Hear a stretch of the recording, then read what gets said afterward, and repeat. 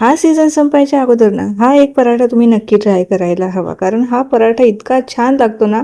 Season संपेपर्यंत दररोज बनवाल याची मला पूर्णपणे खात्री आहे, कारण बनवायलाही खूप सोपं आहे आणि चवीला म्हणाल ना अप्रतिम आहे. मुलांच्या टिफिनमध्ये, सकाळच्या नाश्त्यासाठी किंवा संध्याकाळचं जरी तुम्हाला जेवण बनवायचा कंटाळा आला ना, फक्त हा पराठा तुम्ही बनवून खाल्ला ना, अगदी पोट भरीचं आहे. वेगळं कुठलं जेवण बनवायला आपल्याला लागणार नाही. चला तर मग वेळ न घालवता लगेचच आपल्या रेसिपीला आपण आता सुरुवात करूया. तर सगळ्यात अगोदर ना पराठ्याच्या पारीचं पीठ आपण मळून घेऊया. तर साधारणतः 3 ते 4 पराठे आपले तयार होणार आहे. तुम्हाला किती बनवायचे आहे त्यानुसार इथं गव्हाचं पीठ घ्यायचं आहे. छान चाळून घेतलेलं आहे. 1च कप घेतलेला आहे.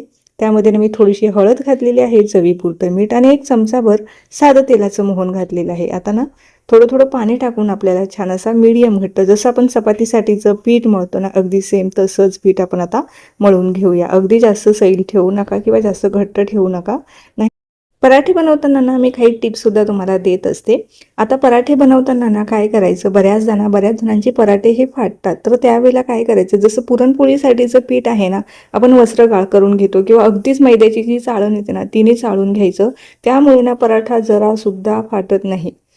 ज्यांचे पराठे फाटत नाही त्यांनी वस्त्रगाळ केलं नाही तरीही चालेल, पण ज्यांचे पराठे जर फाटत असेल ना तर त्यावेळेला ही ट्रिक नक्की वापरा तुम्ही. हे आता मुरण्यासाठी आपण 5 ते 10 मिनिटं साईडला ठेवून देऊया. पराठ्याच्या आतील जे स्टफिंग आहे ते बनवून घेऊया. आज आपण बनवतोय मस्त असा कॉर्न चीज, मस्त असा पराठा.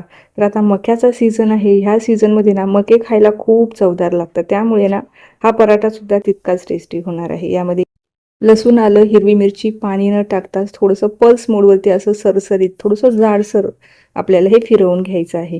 आता इथे मी जी मके घेतलेले होते ना ते कच्चे घेतलेले होते. तुम्ही बॉईल करून घेतले तरीही चालेल, दोन्ही कसेही घेतले ना मके तरीही चालणार आहे. आता यातच ना आपल्याला काही चिली फ्लेक्स टाकायचे आहे.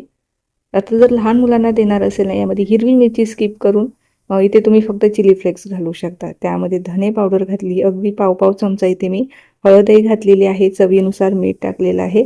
आणि मुलांना ना असे चीजचे पदार्थ जे असतात ना ते खूप आवडतात. मुलांनाच काय तर मोठ्यांना देखील आवडतातच. तर यामध्ये ना मी मोझरेला चीज, जे तुमच्याकडे चीज अवेलेबल असेल ते घाला किंवा इथे तुम्हाला चीज स्किप करायचं असेल ना तर तुम्ही स्किप करू शकता. त्याऐवजी बटाटा घातला ना तरीही हा पराठा छान होतो. भरपूर सारी कोथिंबीर घातलेली आहे. आता ना सध्या बाजारामध्ये मके ही स्वस्त झालेले आहे आणि ह्या सीझनचे जे मके आहे ना ते खायला अतिशय भारी लागतात.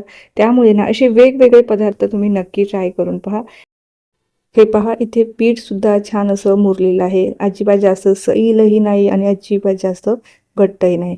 हलकासा तेलाचा हात लावला, पीठ छान असं पोळपाटावरती मळून घेऊया काही सेकंदासाठी. पीठ छान भिजलेलं असेल ना पराठे छान असे टम्म फुगतात, छान असे मऊसूत सुद्धा होतात. बरेच जण ह्या पिठामध्ये ना पराठे फाटतात ना म्हणून मैदा घालतात किंवा चण्याचं पीठ घालतात. तर साधे सिंपल आपले हे गव्हाच्या पिठाचे पराठे आहे, तरीही फाटणार नाही, फुटणार नाही. जर तुमचे पराठे फाटत असेल तर मी सुरुवातीला सांगितल्याप्रमाणे पीठ वस्त्रगाळ करून घ्या. आता यामध्ये ना भरपूर असं सारण भरून घेऊया. आता हे जे पराठे आहे ना बरेच जण वेगवेगळ्या पद्धतीने वेगवेगळ्या शेपमध्ये बनवतात. तुम्हाला ज्या पद्धतीने किंवा जी सोयीस्कर पद्धत वाटत असेल पराठे बनवण्याची ना त्या पद्धतीने तुम्ही हा पराठा बनवून घ्या. किंवा साधा सिंपल असा आपण जशी पुरणपोळीमध्ये जसं पुरण भरतो ना तसंच आपल्याला यामध्ये हे सारण भरायचं आहे आणि अगदीच हलक्या हाताने असं लाटून घ्यायचं आहे. हे पहा, वरती जर एक्स्ट्राचं पीठ राहिलं असेल ना ते काढून घ्या, नाही तर खाताना ना खूप नुसतंच गव्हाचंच कणिक लागेल. तर वरती ना थोडंसं पीठ राहिलेलं ते मी काढून घेतलेलं आहे. छान हातावरती त्याला दाबून घ्यायचं आहे. मस्त असं हलक्या हाताने आपल्याला लाटून घ्यायचं आहे आणि अजिबात जास्त पातळ वगैरे करत बसायची गरज नाही. मध्यम जाडीचा आपण हा आता पराठा लाटून घेणार आहोत. थोडासा पिठामध्ये घोळवून घेऊया. यामध्ये ना कणिक मळताना आपण जेव्हा हळद वापरतो ना त्यामुळे पराठ्याला रंग फार छान येतो, कारण बरेच जण कणिक मळत असताना त्यामध्ये ना हळद वापरत नाही. त्यामुळे ना पराठ्याला रंग जसा हवा आहे ना तसा येत नाही. तर थोडीशी हळद नक्की वापरा, त्यामुळे रंग फार छान येतो. तर हे पहा, जराही कुठेही फाटत नाही, फुटत नाही. आता मी हा पराठा बनवत असताना मी जे पीठ वापरलेलं आहे ना हे वस्त्रगाळ करून घेतलेलं आहे, कारण जे मक्याचे दाणे आहेत ना ते अगदी आपण बारीक असे मिक्सरला फिरवलेले नाही, त्यामुळे थोडेसे असे कण राहतात आणि लाटताना ते चिकटून आपला पराठा फाटण्याची शक्यता असते. हे पहा, मध्यम जाडीचा हा पराठा लाटून घेतलेला आहे. आता भाजताना सुद्धा, कारण सगळ्यात पहिला जो पराठा आहे ना तो तव्याला चिकटतो. तर नॉनस्टिक पॅन असेल तर त्याला चिकटणार नाही, किंवा आपली साध्या तव्यावरती ना थोडासा चिकटतो पहिला पराठा म्हणा किंवा पहिली चपाती म्हणा. तर त्यावेळेला काय करायचं, थोडंसं तेल लावायचं, टिश्यू पेपरने किंवा एखाद्या कपड्याने थोडासा गुळगुळीत करून घ्यायचा, जेणेकरून पराठा चिकटत नाही, अगदी सहजरित्या तो निघतो. हे पहा, मस्त असा तुम्ही याला तेलावरती किंवा लोण्यावरती, बटरवरती, तुम्हाला ज्याच्यावरती हवा आहे ना त्याच्यावरती हा भाजून घ्यायचा आहे. आता मुलांच्या टिफिनमध्ये देणार असाल ना तर तुपावरती किंवा बटरवरती देऊ नका. काही वेळानंतर ना ते तूप किंवा बटर जे आहे ना ते घट्ट होतं आणि खायला तितकी मजा येत नाही. त्यामुळे शक्यतो तेलावरती. आता मी हा तेलावरती छान असा खरपूस असा भाजून घेतलेला आहे. किंवा तुम्हाला जर तेल किंवा बटर वगैरे काहीही लावायचं नसेल तर साधा सिंपल सुद्धा तुम्ही भाजू शकता. परंतु पराठे म्हटलं ना थोडंसं तूप किंवा तेल हे पदार्थ आलेच. एकदम छान असं मध्यम गॅसवरती हलके हलके असे ब्राऊन डाग पडीपर्यंत आपल्याला हा पराठा भाजायचा आहे. हे पहा, मस्त हा पराठा तयार झालेला आहे. काढून घेऊया. बाकीचे राहिलेले पराठे सुद्धा आपण सेम पद्धतीने बनवून घेणार आहे. अगदी साधारणतः आपले जेवढे आपण जिन्नस घेतलेले ना त्यामध्ये आपले 3 ते 4 पराठे आरामात तयार होतात. आता तुम्हाला जास्त बनवायचे असेल तर सेम प्रमाण जे आहे ना ते तुम्ही दुप्पट घेऊ शकता. आणि सुरुवातीला मला सांगायचं राहिलं, जेव्हा आपण जे सारण बनवतो ना ते काही वेळानंतर त्याला पाणी सुटतं आणि त्या सारणातलं जे पाणी आहे ना जास्त वाटत असेल ना तर ते थोडंसं पिळून काढायचं.